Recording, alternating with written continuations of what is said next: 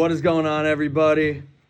Welcome back to the Phys Ed Podcast. My name is Ryan Cullen. My name is Dylan Norton. I'm Taylor Michaels. And I'm Jake Simmons. And today our topic is about classroom management, grades 3 to 8.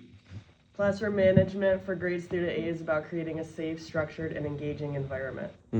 Yeah, I think it's very important to go over different, strategies that we can talk about for grades 3 through 8, considering it's such a hard grade levels. Hectic. Yeah, because the ages are all over the place. So we're going to start off by talking about a few things and tips you can do at the beginning of the year to, set expectations and make sure that you don't have to manage the classroom as much throughout the year. Yeah, so I found an article recently by Go for Sport with like a few tips and strategies for classroom management. One of the main things was having clear rules and routines, because having those set in place will help your students succeed in class when they show up. You start with an in-class activity, you have those rules that are clear, concise, and visible, so students know how to act and what's wrong. Especially you want to put that in on day one, because students are more likely to behave when they know the rules. Another great way for classroom management, I was actually going deep into the Ohio University archives, and I found an article by Carmelinda Cellelli, Italian, and one of the first do's was build rapport. So great ways to do that is greet your students at the door, try to learn their names by the first 2 weeks of class, get to meet and know one another by planning in pair or group activities, and just making the gymnasium a safe place for everyone. No, yeah, I think building rapport with students is very important, especially at an early stage in the year. Making sure that your students know what to expect when they come to the classroom, and making sure that they can come to you with any issues they have throughout the year.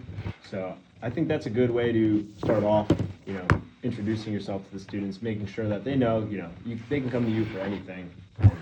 Yeah. Especially when they feel safe with you, they're more likely to behave in the class and respect you. Yeah, and when they do misbehave, having that rapport, you understand why, that they're acting out or why they're acting out, and you can have that conversation with them to figure out what is causing these misbehaviors. Yeah. And understanding what your students like and what they enjoy doing can help keep them engaged in the classroom by picking activities that they will all enjoy. Yeah, I think building relationships with the students and, meeting their parents, understanding the background that they come from is very important. Because when you know where a student is coming from, like their home life, what they may or may not have at home, resources, stuff like that, it's important to know then why a student may be acting out in the classroom. So if a student is coming from a poor family, might not be getting fed the right nutrition, they might act out, and you can kind of understand then, we're all, when we get hungry, we also get mad, So I agree. Yeah, and along with that is you have to treat all your students the same, because if one student sees you, if two students are acting the exact same way, but you punish one harder by sending them to the principal's office, but the other one you just give them a warning, that's going to break up that rapport, and that'll cause that student to not trust you anymore, and breaking that trust will end up with more misbehaviors down the line and causing you to have to manage your class more than teach it. Yeah, especially with treating everyone the same. Another do for classroom management is to just be consistent. So follow through with rules and consequences. Because if you're inconsistent, students will test their limits with you. Yeah, I think handling the misbehaviors is very important. Making sure you're staying calm, not yelling. Because if you start yelling at them, that rapport you build up with them might, come crashing down if you're screaming at the top of your lungs and you're in a power struggle with them. To go off to that, also, it's not always just negative reinforcement. If you use positive reinforcement and recognize or reward good behavior, even just small things, this encourages all the students to follow. And also adding corrections is needed, and always address it calmly and fairly to keep the students engaged and dignity intact. All right, now that we went over some behavior management for the classroom, let's pivot towards how we can keep our lesson flowing and maximize our teaching time to where students aren't waiting around for us to like set up the next activity. So yeah, time on task. Yeah. I was reading this article here by All right, now that we've talked about behavior management in our classroom, let's shift to how we can keep our lesson moving smoothly and keeping those transition periods short so our students have higher time on task.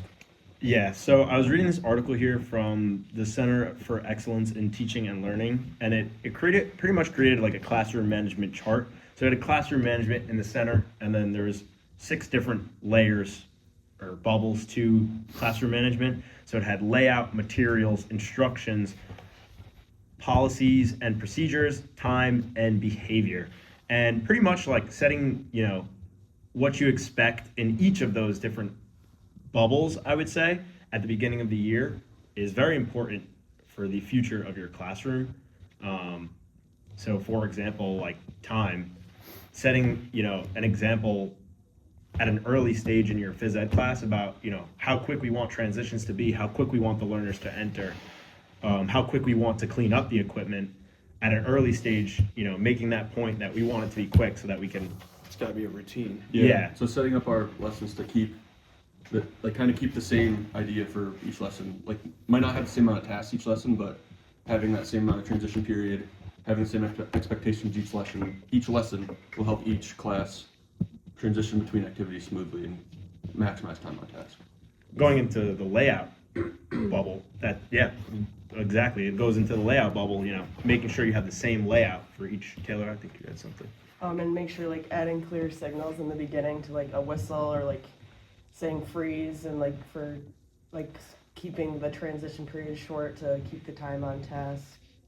Yeah, policies and procedures. That's another great one. Stop and start.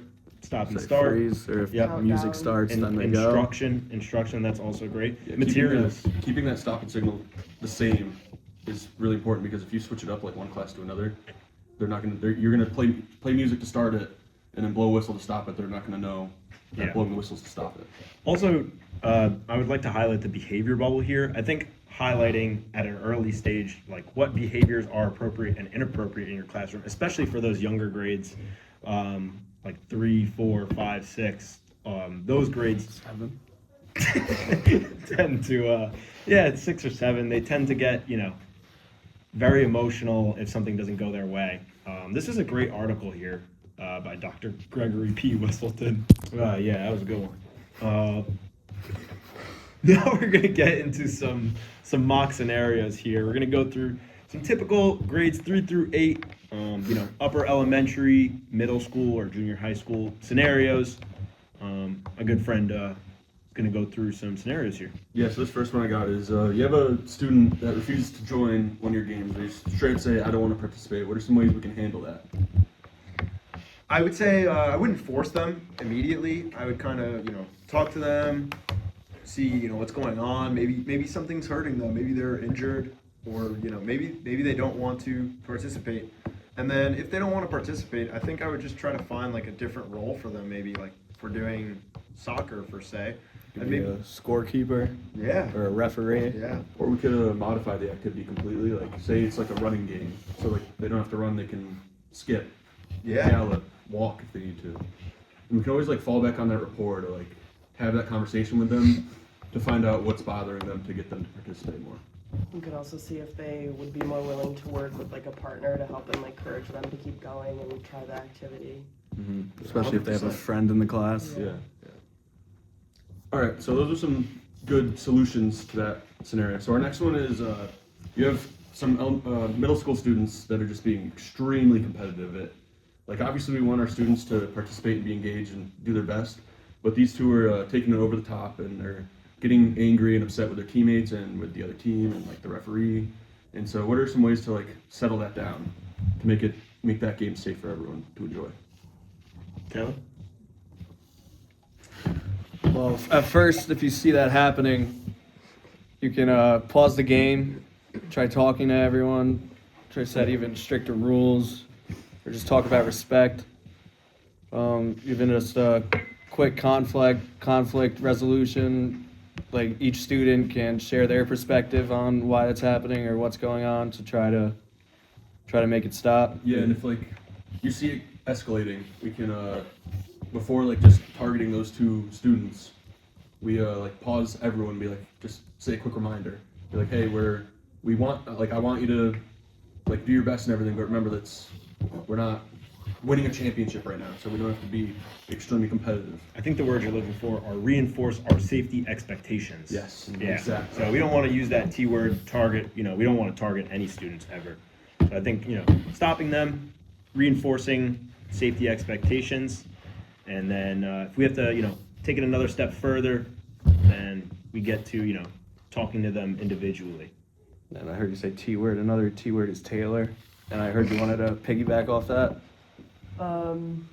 Just making sure the students aren't like being like, I don't know what I'm trying to say here.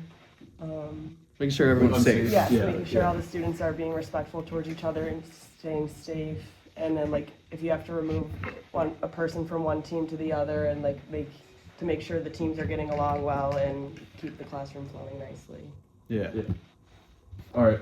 So our next scenario will be about unsafe behavior with equipment. So this will be a little bit specific scenario. So we're in like our gymnastics type unit, and you have like the rope that students can climb and swing on. So third grader swings and just completely bashes into students. Like they looked right at that group of students, and they just swung anyways. So how do we handle those type of unsafe situations? I think at this age group, it's pretty difficult because they don't really know the difference between safe and unsafe. Like third graders don't typically know, when to stop. But I think this is an important scenario because I think it's important to stop the class and, go over what happened and say why it's not correct. You can also have the student practice like proper use of the equipment before rejoining the group. And if it keeps happening repeatedly, that you have to remove that equipment and try to like work around it. Especially at third grade, this might be their first ever gymnastics unit. They might not even have ever seen the rope before, so it'd be good to, at the beginning of the class, talk about safety with the rope and what it's used for and what not to do with it. Yeah. And if you don't stop it, it's pretty dangerous because I think at this young age, unsafe behavior spreads fast. So, their friends start trying it, doing it, and they think it's all fun and games. And then if someone gets seriously hurt, then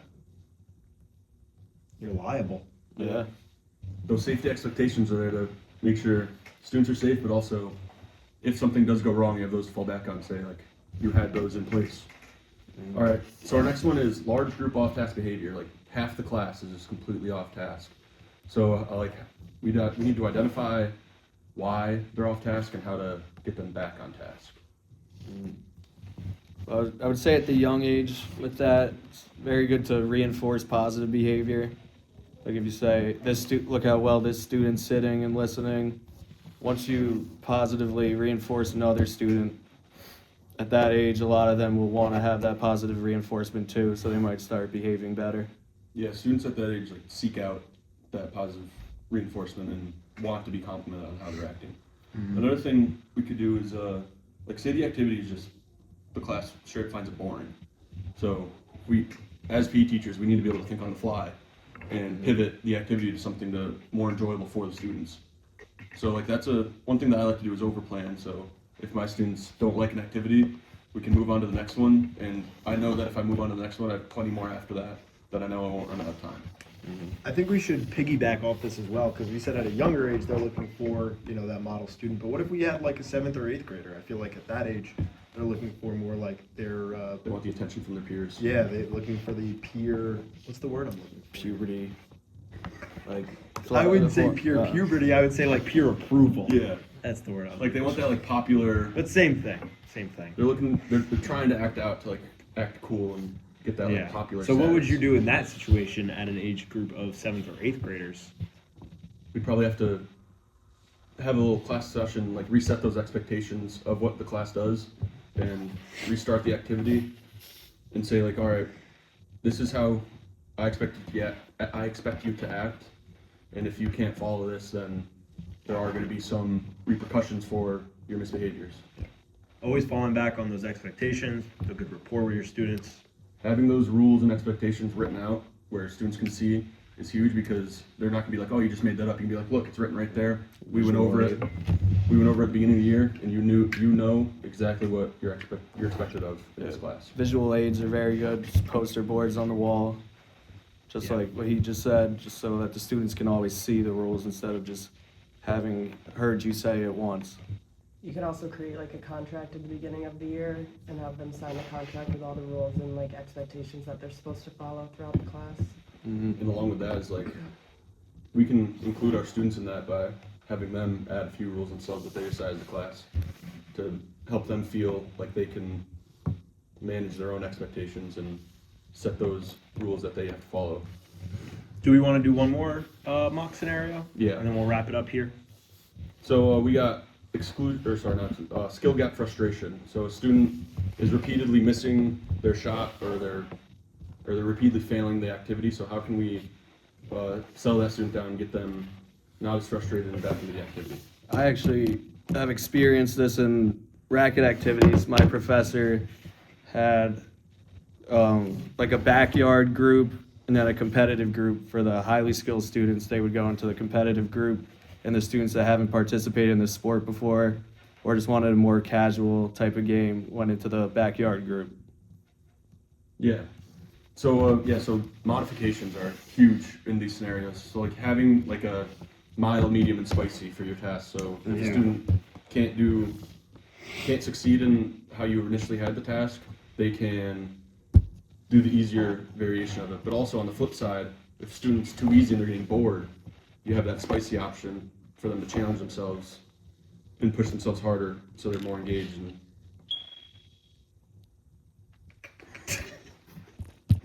Sorry, I think the smoke alarm's out of batteries.